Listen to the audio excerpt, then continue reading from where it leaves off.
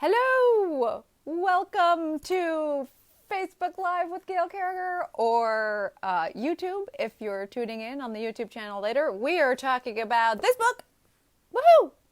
Woohoo! You can see that I only have an arc of the book because one of the issues is that the print edition is a little slow, except for some people for whom it was very, very quick and you got it like a week ahead of time. Lucky you. Woohoo! So yes, it is this book's birthday, sort of. So Crudrat started out as a full cast audio, and then nothing happened for a long time. A few people have a hardcover print edition and an electronic edition from back in the early days of Crudrat. But most people don't, just some backers of the original Kickstarter. And so it just sort of has been sitting in the trunk for a while. And finally I decided, I should put this book out into the world. So now it's out in the world as much as it can be. So if you're still struggling to get it from, say, Barnes & Noble and places like that in print, it's coming. There's just kinks in the system. So anyway, hi everybody tuning in. Tell me where you're tuning in from if you'd like. You don't have to. I have many things to talk to you about as well as Crudrat. I hope you have some questions for me, and let's get started. So, first things first. This is the lipstick that I am wearing. It is a Maybelline Superstay. It is their MAC ink line, and it is called Pioneer. And I just double checked, and it's still available. It's one of those color stays. You put it on, it takes forever to come off again. So I'm back with my color stays. I love them. Yeah. That's the first question I always get. The second question is the tea I am drinking. You'll notice I'm drinking out of an abnormal cup. There's been technology issues all around in my household recently, including with dishwashers and things. So I'm down to like reserve teacups. I am drinking this tea actually, and I want to talk about it because it's very exciting to me. It is called Existential Despair, which is the best name for a tea ever. As you can see, it is from Tea Punk Teas. They are an awesome small tea vendor. I love them to death. I've known about them for a while, but I haven't really started working my way through their teas because you know me, until recently I really only drank one kind of tea, and suddenly I've decided it's time I explored the wide world of tea, enthusiastically. So I picked this one up. Now, here's the thing. This is a pu'er. I don't like pu'ers. As a general rule, I have described it as eating a peat bog mummy on more than one occasion. This tea is not like that at all. It's just magical. It's pu'er, and then it's plum and then honey brandy. So those are the flavor notes. And the way someone described it is like the port wine of teas. And that's how I think it is. It does not need milk or sugar or anything. It's just very smooth. It's a lovely sipping afternoon tea because it has this sort of port wine complexity to it. So I recommend it. You can get it from them online. I checked again relatively recently to make sure it was in stock. It was out of stock for a while. I think it's back in stock. It is a black tea, so pu'er is a black tea, so it is caffeinated. But I've also been drinking some of their decaf stuff, so let me know if you want some decaf recommendations or tisanes, herbal blends, because I like some of their herbal blends too. And I'm working my way with through some of their other blends, so you'll probably get more of their recommendations. But for now, Existential Despair is the name of the tea, and it's really good. So that's what I'm drinking. That's your tea rec. And yes, so I'll do questions in a little while, but meanwhile, hello, and welcome. So Crudrat was written approximately 12 years ago. It was actually the book I wrote directly after I finished Soulless. So Soulless was in contract negotiations for a year, and while I was waiting, I wasn't sure what to do with myself or my life or my creative muse. So I decided to write some sci-fi, and that's what I did. I wrote this book. Then Crudrat got sold and picked. I mean, like Crudrat. Then Soulless got sold and picked up, and then I was like on the bandwagon to start writing the rest of the books in that series. So I started writing Changeless. And Crudrat sort of sat on the back burner. And then I gave it to one of my good friends to read, Dan. And Dan just loved it. And Dan is an audio person. And so he was like, I really want to make a full cast audio of this book. And I was like, okay, sure. Why not? Let's do it. So that's how the full cast audio came into existence. But we kickstarted it back then because none of us could afford to pay a full cast audio. And then I got distracted by life and other things. And then, fast forward a decade or so, I wrote this book, which is Fifth Gender, in the Tinkered Stars. Now, I just utilized all of the like high concept world building thoughts for like faster than light travel and aliens and how aliens came to be and how the universe is populated and all of those sorts of things that when you write sci-fi, you kind of have to think about. So I used all of the things that I had come up with for this universe in this one. So essentially, they got put in the same universe. So there are a few like crossover aliens, but you know, it's a whole galaxy to work in. So there are different aliens and different languages and cultures and everything, like in all the different parts of the universe, of course. So Crudrat takes place on the fringes on one side, and Fifth Gender takes place kind of in the center on a different part of the galaxy. So, but they are the same universe. Now, there's also 3 more books set closer to Crudrat. Those are the ones that I'm revising right now by request of the agent. So I'm happy to talk about that if you'd like to hear more. And then I do have the notes and plans for a second book in the Crudrat series. It would just be a duology, but that's kind of one of the questions. I'm not quite sure right now what I want to write next. So that is one of the ones on the docket. The second one for this is one of the ones on the docket. And that's another thing that we can talk about. But essentially, Crudrat exists it is the reason I created the Tinkered Stars universe. It exists in the Tinkered Star universe, and it has little tendrils that connect to other books that are going to happen and have happened in this universe. Because I apparently cannot write without tiny tendrils. I have to have a sandbox. That's the way I seem to create books. All of my books sort of seed each other and nest into each other and stuff like that. I don't know what that says about me as a person. I guess I'm really into connections and stuff. So, the other thing that came out recently was this one. This, I think, is probably my fattest book, and that is because it is actually a compilation of 3. It is Poison or Protect, Defy or Defend, and Ambush or Adore, the 3 delightfully deadly stories, which are novellas and novel length, depending on which one you look at and how you define those 2 terms. That's why it's so fat. This is the collector's edition from Subterranean. It is exclusive special edition, and that limited run, and that means they printed 1,000 of them. There are 1,000 in existence, and that is all that will ever be in existence. There will never be a second print run on this book. That's part of the deal with Subterranean. So if you would like to get one of these, you probably should get one. They sometimes turn up online later on like eBay and stuff like that. But once they sell out, there's no reprint of this book. So this is it.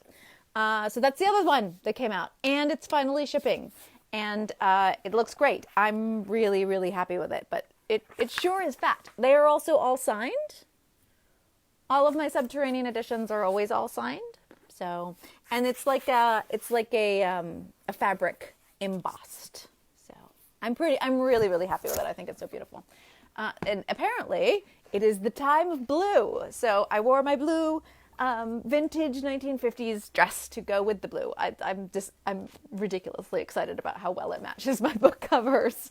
So how are we doing? Oh, I don't have a, right. I'm at home because the internet was down in the office. The internet has been pretty poor all over my town recently. So I apologize if it's a little buggy. But I still wanted to jump on a live. So I'm here for you despite the risks that I feel like I am taking in terms of, what's the word I'm looking for? Retention because of bad upload speeds. I'm gonna have tea. I'm not thinking too well at the moment. Blue is in the air, says Ryan. I agree. It's a beautiful day out here anyway. Very blue skies. Almost the same color as my top. So let's talk real quickly about what I'm thinking about writing next. That's the thing. I haven't really been hit by an epiphany recently. I know I said this before, but I tend to write something or know I can write something when I've had like a cinematic epiphany, which is usually two characters talking together. I haven't really had any of those, and I do have a big revision pass in my next few months, so I have some time to sort of work this out. But I am thinking, and here's what I'm thinking about. We can do the second one of this series. This isn't really a series, it's kind of little installment mysteries, right? So it would be another murder mystery. It would have the same two main characters. They now are a couple, and it would just be malarkey and fun on a space station with death. So that's one option. The other option is the second book in this series. So it would conclude out this series. It is kind of linked. I don't think there's a cliffhanger here, but it does leave it open that Maura, the main character from this book, is going on to a new stage of her life and training. And so I have the plans to write that, and then what happens with her in relation to the, shall we say, institution that she left behind. So that's a possibility. There's number 4 in this one to consider too. I lay this before you as well. It's the San Andreas Shifters series. So there's 3 in this series, of which this is the 3rd one. And I do have plans for a 4th one. It even has a title. So that's a possibility. That one is going to be, I think, the one of the San Andreas books that explores the mer people the most. So Marvin will have a key role. He's my merman character. And of course, it's going to be about Trick, who was introduced in this book, who's a Dratzi. So that's another possibility. And then finally, I can return to the Parasolvers and do the second one in the Claw and Courtship series, which is the Parasolvers tie-in. So these are romances between werewolves and young ladies of ranging quality, shall we say. In other words, there's an upstart American in this one. So they're, I guess you would call them the sort of werewolf feminist romances. Mostly novellas, could be a novel, not sure. So that's the other one. So those are the 4 that I'm thinking about doing next. Now, there's always a possibility I'll be hit up by something completely different. But those are on the docket. So, so hit me up. You can leave a comment with whichever one you think I should do. You can respond to the chirp with your vote. I might put a poll up at some point. The poll could be in the group, or I'll stick it up on my blog or something. I kind of like to do polls on my blog because I can keep better track of them there. But so those are the options right now. But my muse brain weasels might chew on something else. You never know with brain weasels. It's how brain weasels work. Meanwhile, the Tinkered Star Song series, which I've been talking about for a while, it is the 3-book series that I've written, went off to my agent. And my agent really the first one did. My agent really liked the first one, but she wants some changes. And me being me, I dug in my heels and went, we had a hilarious back and forth that ended with my darling agent. We have been together for 12 years, 13 years. We've been together a long time. My darling agent was like, Gail, dear, I want you to do this for me. My agent has never used that phrase with me before. So I am, in fact, doing the revision that she requested. So that's what's going on right now. I have a writing retreat coming up next week, which I'm probably going to try and get the revision on the first. This is just the first book. And then it goes back to my agent, and if she decides that it's good enough, she might try to pitch it to a traditional publisher. So we'll see. That series might be my return to traditional publishing. I'll let you know if there's any interest or anything. If not, I will self-publish it. Don't worry about that at all. I love this series. I think it's great. It's complete at 3 books, so there will be very little waiting for you guys. So I think you'll be okay. It's a great series. It is basically about a barista who is recruited to become a pop singer by an alien race who are trying to take over the galaxy with an entertainment system. And he's kind of a reluctant idol, basically. I think it's really fun, and it is me having a kind of a dialogue around the nature of celebrity and fame and art, the power of art, whether art has the power to change the human condition, that sort of cerebral things, but also like it's me having a blast and having a lot of fun. And I love my aliens. The aliens are, again, lots of fun aliens. You know me and my aliens. I love them so much. So that's sort of the state of things right now. Shall we get on to some questions? I noticed you've been very good and I haven't really seen any questions pop up. Please remember to put a question mark at the beginning if you have a question, and that makes me know that that's what's going on. More aliens! Yes, more aliens. That's great. Yay! Everybody's being very good about making sure people know to put a question mark at the beginning. But I'm here. I'm at your disposal. We have quite some time, it turns out. I'm talking fast today. I hope everybody else is having lovely beverages too. I know it's not tea time for everyone. Question from Eddie. What happened with the animation series? Well, there was a very, very large gimme in the Chirrup last Sunday, where I talk about what's going on with the animation deal. I'm not really comfortable talking about it publicly, but it was good news, so I'll tell you that much. So yeah, you need to read the most recent Chirrup to learn what's going on with the animation series deal. Sarah said, I found a few typos in Crudrat. This is going in the next, I forgot to say this. This is going in the next Chirrup. Yeah. This dumbass, me, accidentally put the wrong version of Crudrat through Vellum. Vellum is the software that I use to format ebooks and print books. So I put the wrong version through at some point in this process. And then I happily edited it and fixed it up and tightened it up and everything. So it then, at that juncture, it diverged from its original upload completely, without me realizing that there were typos in it. And so there are typos. Now, there are no typos anymore because guess what happened? I fixed them. I fixed them 2 days ago. So if you resync your digital edition, the typos should now all be fixed. And if you buy Crudrat from this point, from 2 days ago forward, there should be no typos, or there should be markedly less typos. There are always typos because I am a terrible speller and pretty bad at grammar too, to be fair. English is a ghastly language to write in, let me just say. I mean, it's great because we have so much vocabulary, but in all other regards, it's a nightmare. So yeah, so those of you who got the first versions of Crudrat, congratulations. You got to see how the sausage was made. You have very special and exclusive editions that are poof, gone again. This keeps happening with Crudrat. But yes, bellow and below, I apologize.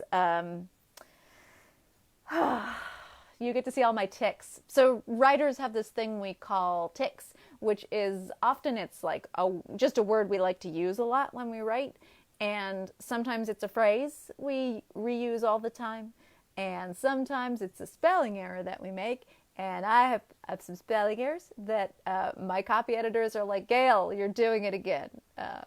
Bellow and below. And I'm just like, but it should be, but 2 L's looks better. Honestly, that's how I spell. I'm just like, but that way looks nicer. So I would like to spell it that way. I really like double letters. Sorry.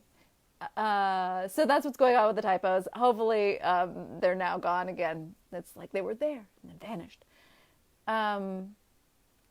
Aaron asks that it has the full cast audio. What are the differences between that and the print edition?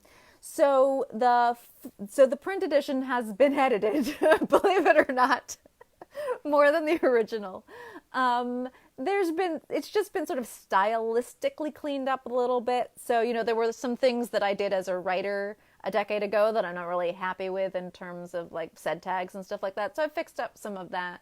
And then the universe of Crudrat, which was a little different from Fifth Gender, has been brought up to Fifth Gender's sort of arrangement in terms of like the way that the technology works and the way the aliens are.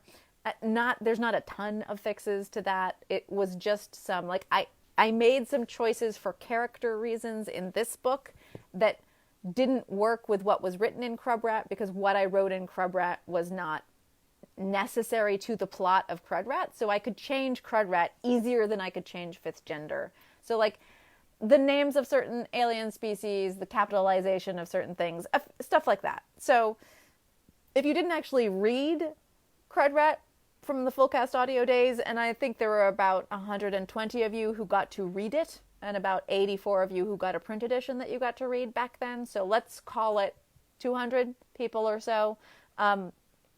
You might not even notice that there's a difference. If all you've done is heard the full cast audio, you might not notice any differences. There's just a few changes. So yeah, it's just if you're a like super completist and you really want to know.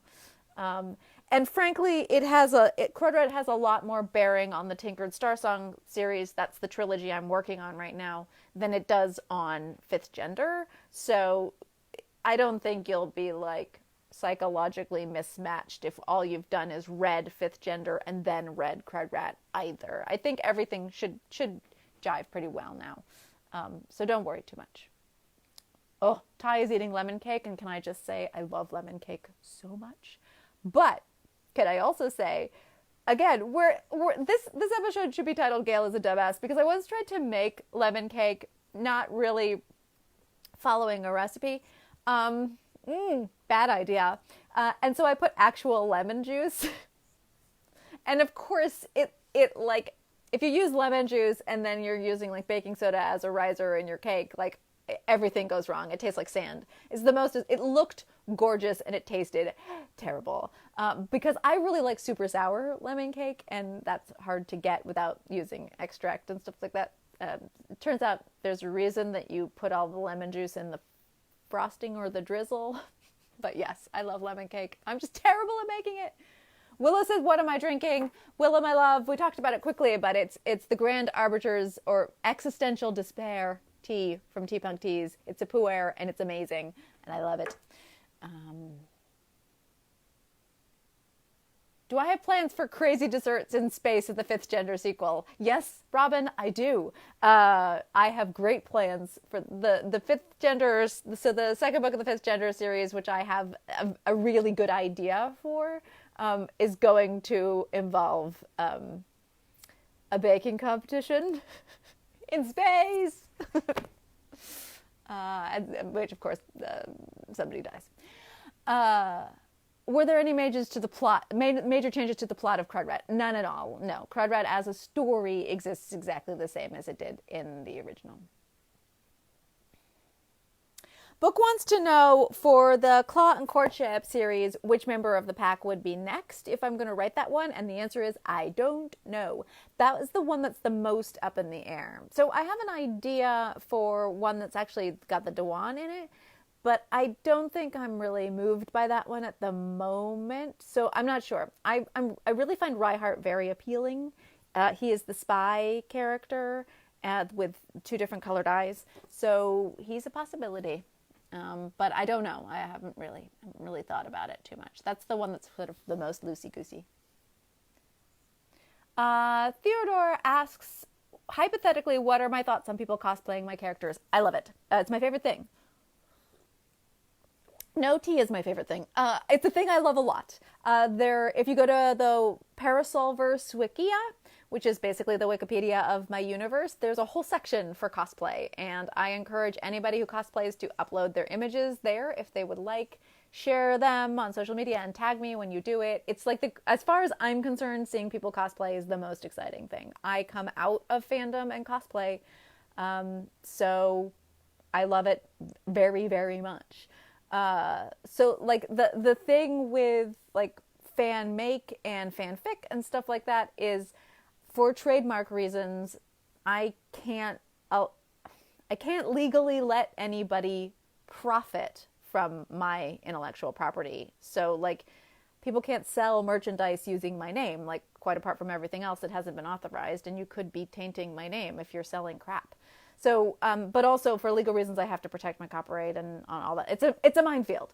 But cosplay is not that. Cosplay is just you having fun with my characters and looking fantastic. Like, there's nothing wrong with that as far as I'm concerned. I think it's the greatest thing ever. So, please feel free to cosplay. Please share your pictures with me. Some of my favorite people in the universe have come to me as cosplayers of my characters. So you know who I'm talking about. Some of you. So yes. Yeah, I love it. Love cosplay. I think cosplay is such a great expression of art. Ugh, it's so good. Cosplay makes me so happy. I love seeing cosplay. I follow cosplayer blogs. I am a little sad I don't get to cosplay as much as I used to. Incidentally, Charity in the comment section has popped a link to the tea that I was talking about. Thank you, Charity, my dear. Much appreciated. Charity is in part instrumental to me drinking this tea. Nicole says the ebook version, it's Jackanova, and then the audio was pronounced with a P, Pacanova. Yeah, that was one of the intentional changes I made. I didn't like the tonality of Pacanova, and so I changed the name of the race. So that or the alien species. That's one of the like stylistic changes. I just didn't like the way P looked on the page. I wanted to use P for a different alien race, so J worked better. Names, as a writer, I don't like to put too many characters with the same first letter of their name on the page together, because I'm a pattern recognition reader. In other words, I'm a terrible speller because I'm a speed reader who uses pattern recognition rather than actually reading all the letters of the words. Basically, that means that the way the word looks as a cohesive whole is really important to me, and like how it scripts. Literally how it scripts is something that I like or don't like. But like with names, not wanting to have too many of the same first letter, when I'm doing alien races, I don't want to have too many of the same first letter. So that was why that is one of the things that is changed. And very perceptive ears you have there to have noticed that change.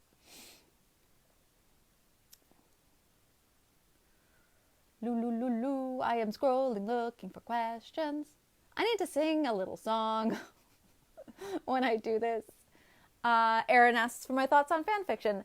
I have a whole blog post where I lay this out as politely as possible, and you can Google Gail Carriger fan fiction, fanfic, or fan make, any one of those, and that's where my thoughts are pretty much stated. But I kind of paraphrased it, which is like the profit side of the equation is where I have to draw the line and protect my IP.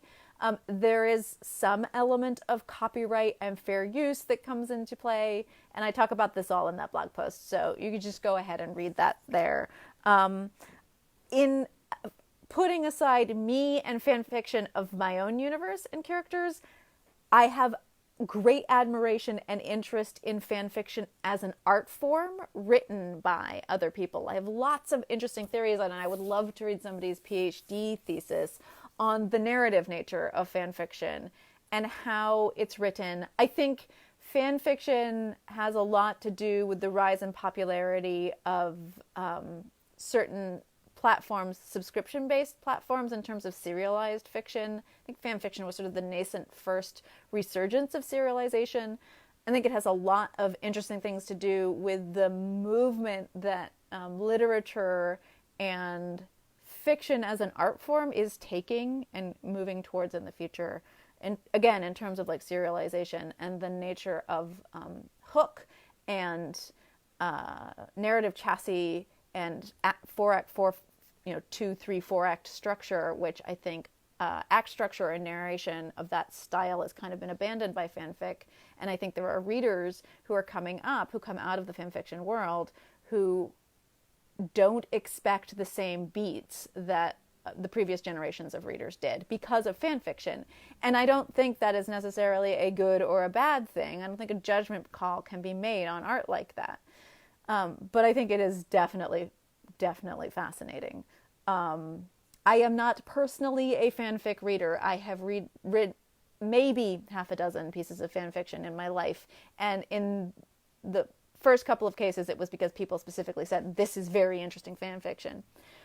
But I do pay close attention, and I'm very interested in those authors who come out of fanfiction, because I think they have very interesting and very addictive voices, authorial voices, ways of writing that I think has been trained into them from fanfic. And some of those authors are names that you will be familiar with, and some of them maybe not so much. And so that's kind of where I am on fanfic from a kind of writer perspective. I think it's very interesting, if you are a reader of fanfic, to think about what it is doing to your brain and its expectations in terms of narrative fiction, because I think it is training new readers in new and interesting ways. Robin has a question. I'm not going to answer your question, Robin. That's a bit of a spoiler, so we're going to skip that one. La la la la. Ooh, this has been a fun talk so far. You're stretching my brain already.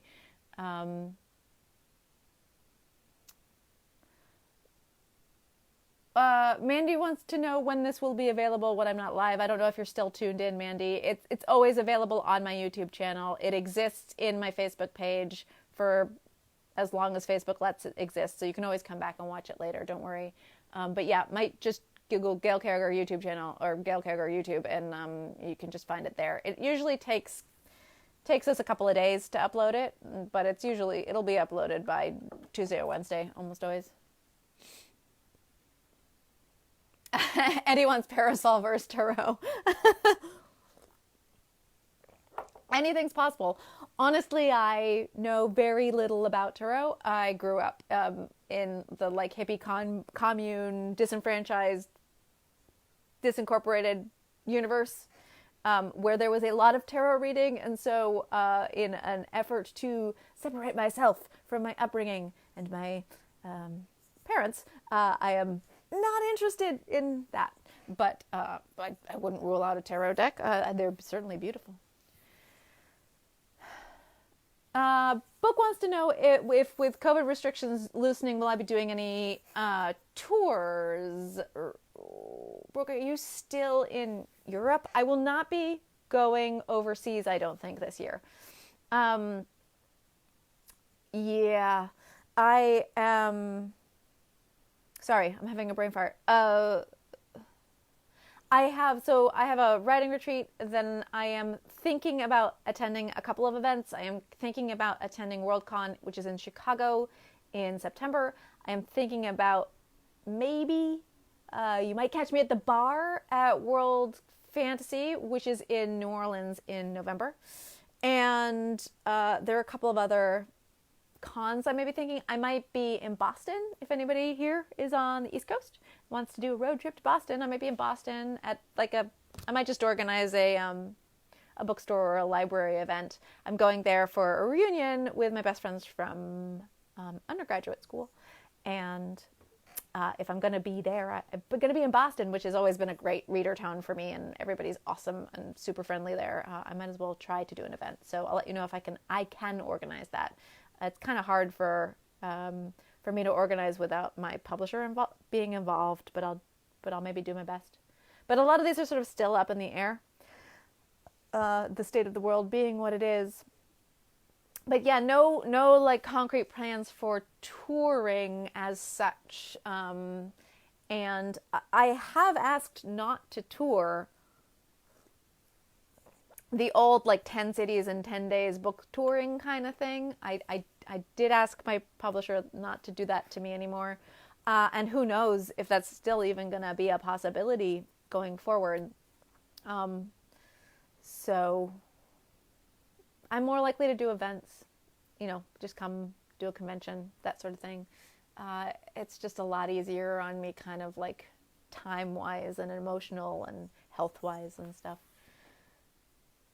Have I read Genevieve Coghman's Invisible Library series? She finished the last book. How many in that series? No, I've not read it because unfinished series. But it's good to know that it's finally done. I might have picked up the first one, but it was a long time ago, and I don't have a memory anymore. It ran off somewhere. Would I consider optioning my world for role-playing games if there was interest? There has been interest. That's called gaming rights. It is both RPG, board, and video usually. Gaming rights are usually tied into a film deal. I don't know for sure on my contract for the animation deal for the Parasol Protectorate series whether gaming rights are tied into that deal. I haven't double-checked.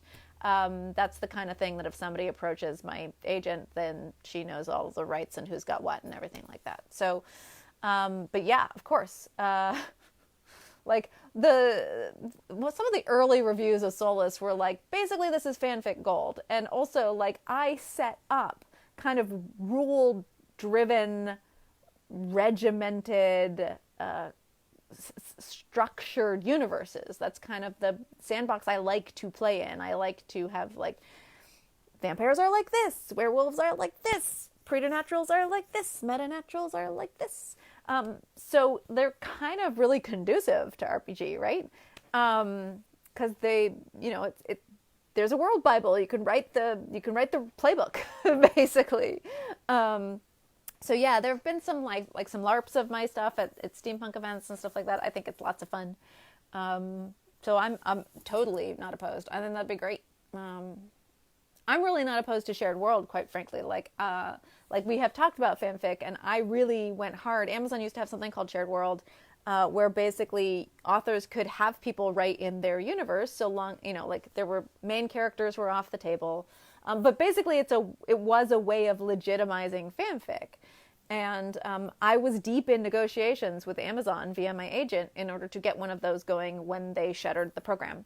So yeah, I love it when people kind of play in my world. It's just for legal reasons they're not allowed to profit from it. But yeah, cosplay and all that sort of thing, it always makes me kind of excited and happy. Like, I don't know, I'm one of those authors who's just like, I wrote this thing that I love and I'm so delighted that you love it. Of course I'm happy to have you play with it. It's like, I don't know, the author version of being Polly or something.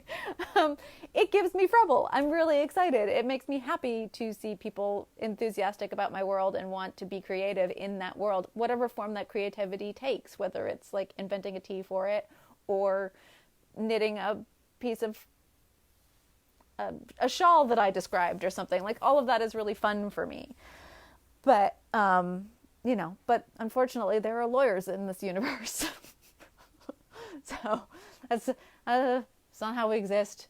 When I'm dead, all bets are off, as far as I'm concerned. Would I ever write a picture book or something for parents to read to their kids? I'd love to. I haven't. I do recommend Walking Your Octopus and the similar series. There's a wonderful series by Brian Kessinger. Is that right? Is that the right last name? I don't know his last name. I'm terrible. Remember my brain. It's gone. It's really the fog. So yes, there are some good books out there. So I don't really have to. I don't feel compelled. There isn't a hole I feel the need to fill.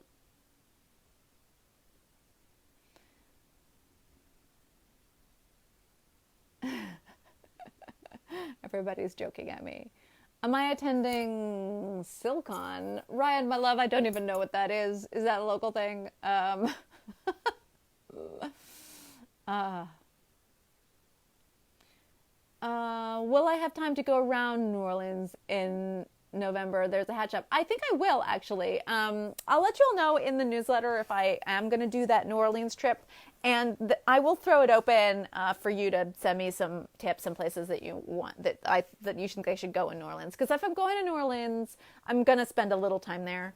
It's not the best time of year, but I've been a couple of times in the past, and every time I've done it just for an event, I haven't really had a good time. So I'm going to go, and I'll probably stay for a while and really try and like observe the city and enjoy the area and the food, of course, the food.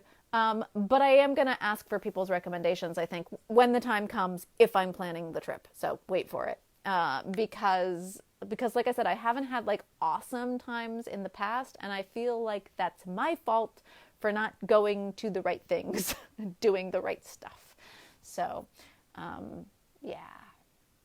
Will there be more books featuring ghosts? Asks Eddie. That's a really good question. I would love to write more ghosts. I'm getting slightly into ghost stories recently. There's this is a tangent. There's an Asian drama subtrope that I call My Ghost Boyfriend, which is often sad but occasionally happy, where they like end up together even though one of them is a ghost. It's a thing. And it has made me think a lot about ghosts. So there's that. So maybe. Anyone wants to know if there are ghosts in the San Andreas world? No, there's not. The real question is, are there vampires? Look at me being tricksy. What's the first book in the series? Robert, I have no idea. Oh, you're probably asking about Genevieve Coghman. That question is not for me. I'll ignore it. Oh, shoot. I scrolled by ones. I'm sorry if I'm missing some. If I turned the series logo into an embroidery project for myself, would I like to see it? Yes, of course. If it's for you, I'd always love to see it. People have tattoos of some of my logos. It's great. I'm here for it. Yeah, the problem is just if you profit off of it. That's where the problem always comes in. Isn't that always where the problem comes in? Kessinger, I did get it right. Go me. Charity loves a ghost boyfriend. Don't we all? They're much lower maintenance than real ones.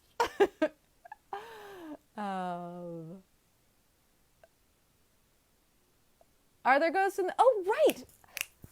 You're right. There are ghosts. There are ghosts in the San Andreas world. I lied. I have too many universes to keep track of because there's Jack. Jack is the ghost in marine biology. The very first story I wrote. Jack. Ghost bakers in space. Oh God, we're getting punch drunk, everybody. How are we for time? The live has, as it usually does, at about 45 minutes in, descended into madness. Gonna drink some more tea because I've reached the end of the comments. I'm feeling happy for myself. That does mean that if you've asked a question I didn't answer, it means I missed the question. So if you can type fast within the next 16 minutes, I'll try to get to it. Don't forget to put the question mark at the beginning. Tea.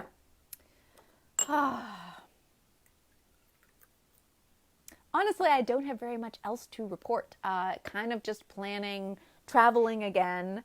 20-minute delay has dropped. We finally picked up and started recording again. For those of you who like the travel podcast that I do with Piper, that's what I'm talking about. It's called 20-minute delay. And we're both back in motion, basically. So we've started talking about what it's like to fly and travel now, as opposed to before. And yes, just revisions, just staring down the barrel of revisions. It's been a long time. It's one of those, I was talking to Dan about this recently. Here's insider, like writer brain malfunction, but there's a thing with a heavy edit pass, and we're talking about like not a copy edit pass, but like a revision edit pass where you have to change content, where like it requires so much focused attention, it like kind of hurts the brain.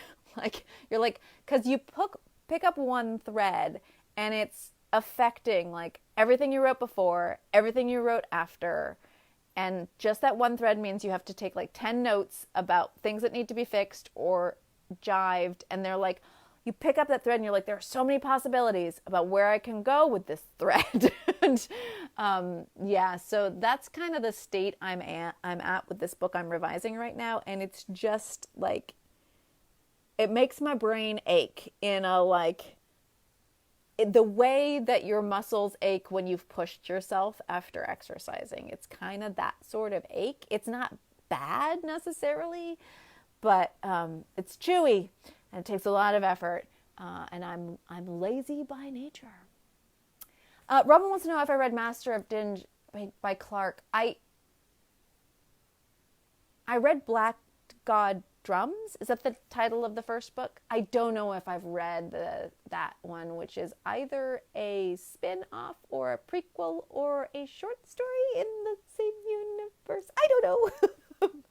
But I do know that Clark's stuff is amazing. Highly recommend it to anybody who's interested in like super interesting high concept steampunk in a different, with a completely different take from the kind of stuff that I write. Chris wants to know, how often would the Tinkered Star Song series be published? I do not know. I know it is terrible for you to know that there are 3 books written and that they're done. On the bright side, you know they're done. And if I get run over, they exist in the world. So yes, I would push my publisher, whoever that might be, to try to release them as quickly as possible. Generally speaking, young adult publishers, 1 a year is as fast as they can do. My adult publishing house has gone up to 1 every 6 months with me a couple of times, but I can't keep up that pace. I think faster is better with this kind of thing because of momentum and various other reasons. But if that series sells to a traditional publisher, it is at the publisher's production schedule. So I don't have much say, if any, in that process, sadly. Although I would ask them to do it as quickly as possible. I don't know if they would. But as you guessed, yearly, I think is probably the fastest I know of that traditional publishers do. Unless, it's a specialty house of some kind. Lynn Ellis asks if Templars are inspired by Sin Eaters, and I have to say, I don't know what you mean by Sin Eaters. I think I remember hearing that term, but I don't know if I heard that term in terms of like an actual existing religious belief of some kind, or if it's from a fantasy universe that I don't remember. Sorry, I'd like to be more educated, but I'm not. And I'm terrible about like pop culture stuff if it's something to do with like a new series or a reboot of an old one. Eddie asks, if the Tinkered Star Song series gets picked up for Trad Pub, how soon? Honestly, it could be a year. It could be 2 or 3 years. It's a strange universe, this industry I'm in. It's a very strange one. So, yeah. I honestly have no idea. This is all a hypothetical. Seriously, the Tinkered Star Songs category, if you're thinking purely in terms of where they stand in the genre universe, is space opera, with an emphasis on opera. I'm so funny. Anyway, YA, but space opera, while it performs okay, YA space opera, universally considered a bad bet by the traditional publishers, does not sell well. I mean, think about young adult space opera. Name some really popular high profit margin books in that genre. Yeah, there aren't any. So there's dystopian, there's First Contact, there's other YA subgenres of the sci-fi universe that have performed well, but space opera, not so much. So when I first gave this book to my agent, thought she would send it right back to me because it was pretty much unsellable. She thinks it can sell on concept because she really likes the celebrity side of the equation. But, I mean, traditional publishing took a huge risk on my first book. Will they take a huge risk on my 30th book? I don't know. Is that what this one is? I don't know. I can't keep track. Anything's possible, but like I don't have a proven track record in sci-fi. That's not where people think of Gail Carriger as writing. So that could work for or against me. I don't know. Like, honestly, it's really mysterious. And all of that is dependent on me doing this rewrite up to snuff. You know, if my agent comes back and is like, yeah, that's still not good enough, that's fine with me, actually. You know, like, we have that kind of relationship. And I am at the point in my career where not good enough is just, it's not commercial enough. A big publisher is not going to be interested in this, which is fair. It's fair to say that about a book, quite frankly. And if you're a newer author, it's something that you're probably, unfortunately, going to have to get accustomed to. Because the calculations that a publishing house does when they're thinking about acquiring something has to do with how many they think people are going to buy of that book. And that is often a matter of demographics, market share, genre market share, and sort of sales analysis and things like that. You know, it rarely has to do with the actual quality of the book.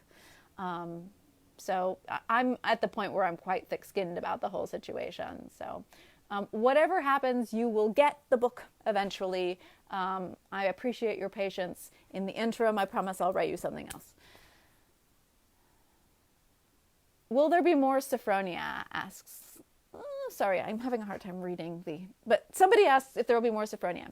No, that series is done. I very rarely pick up main characters and write them again. So once I finish a series, I consider it finished. I like to say the characters are tired of me messing about in their lives. Now, Sophronia does show up as a background character in lots of other books because she's a spy and she can. And sometimes you don't realize it's her. But trust me, Sophronia will be there. So she's there. She's just not going to be a main character again. I mean, I would say 90% confident. There's always a chance that I will pick up a character I've written a series for and write more in that series. Nothing is impossible. I would think it is highly, highly improbable, to borrow a phrase from Douglas Adams. And I'm being brutally honest with you all today. Don't let any of this get back to anybody who shouldn't know that I talked to you about this stuff.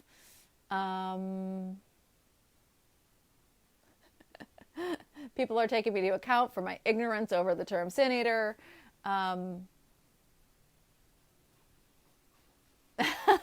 wants to know if there's any specific book where we should play a game of Spot Sophronia. Well, it's obvious that she's in Meet Cute, right? Like that's a clear gimme. But she is also she is briefly mentioned in retrospect in Soulless, believe it or not. And yeah, she's and then of course Reticence is a big one. And then she's in at least sideways mentioned in all of the Delightfully Deadly books in some respect or another. But yeah, I've stuck her in so much. Between her and Agatha, I've stuck her in so many of my books at this juncture that, like, I don't even know. Like, there ought to be a Wikia page about it. Spot Sophronia Wikia page. There we go. New task, somebody who is good at tracking these sorts of things. This is the problem with writing in a vast universe with a wide cast of characters that you like to, like, pick up and drop and reuse all the time.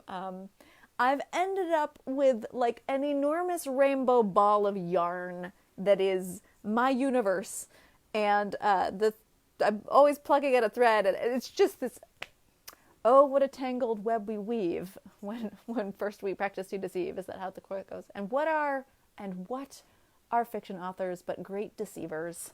And on that note, I think I'm going to let you go. The last question, Megan, I did already answer in the live, so feel free to rewatch it when it uploads. Sorry. As always, a lot of the details and secrets of the things I talked about are actually in the newsletter, The Chirp. It's once a month on the first Sunday of the month, and it should be in the rotation soon, so if you sign up now, the most recent one where I talk about the animation deal will be the one that you get sent after you complete the sign up process. And yeah, I'm thinking of popping some goodies in the newsletter too. I was looking at my back stock of books and I'm getting frustrated with how many books I have. So there's another teaser. Thank you all for showing up and tuning in, and I appreciate you more than I can say, listening to sub-author Gerbil on a Saturday. I hope you have lovely tea and good reading in your future, and I will talk to you next time. Bye.